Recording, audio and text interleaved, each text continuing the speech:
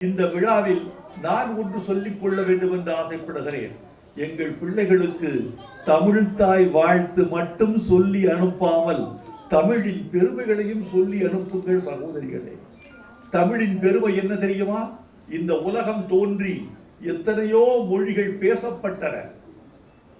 அத்தனை மொழிகளிலும் 6 மொழிகள் தான் இன்னும் உயிர்ப்போடு திகழ்கின்றன.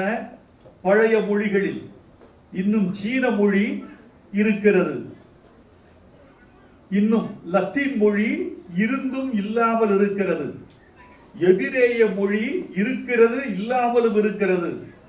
ஆனால் இந்த உலக செம்மொழிகளில் தமிழ் மட்டும்தான் தோன்றிய போது இருந்த அதே இளமையோடு இன்னும் பேசப்பட்டுக் கொண்டிருப்பது நம்முடைய தமிழ். இந்த தமிழை நீங்கள் இழக்க வேண்டாம் தோழர்களே, பெற்றோர்களே, ஆசிரியர் பெருமக்களே, மாணவ கண்மணிகளுக்கு சொல்லிக் கொடுங்கள்.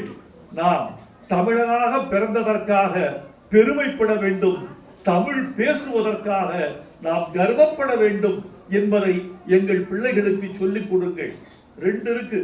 பிற மொழிக்கும் தமிழ் மொழிக்கும் என்ன வேறுபாடு? சில பேர் கேட்கிறார்கள், பிற மொழி படிச்சா என்ன? நானும் தான் கேட்கிறேன், பிற மொழி படித்தால் என்ன? பிற மொழி படிப்பதில் தடையா? தடை ஒன்றும் இல்லையே. பிற மொழி படிக்கலாம் தானே. ஆங்கிலம் படியுங்கள், பிரெஞ்சு படிக்கலாம், ஜெர்மன் படிக்கலாம், ஏன் எதிர்காலத்தில் ஸ்பானிஷ் படிக்கலாம். ஆங்கிலத்தை விட உலகத்தை ஆளக்கூடிய ஒரு மொழியாக திகழப் போவது ஸ்பானிஷ். சீனா மாண்டியன் படிக்கலாம், அந்த மொழியும் படிக்கலாம், எந்த மொழியும் படிக்கலாம், எந்த மொழியும் படிக்கலாம். சொந்த தாய்மொழியை கற்று தேர்ந்த பிறகு நீ எந்த மொழியும் படிக்கலாம்.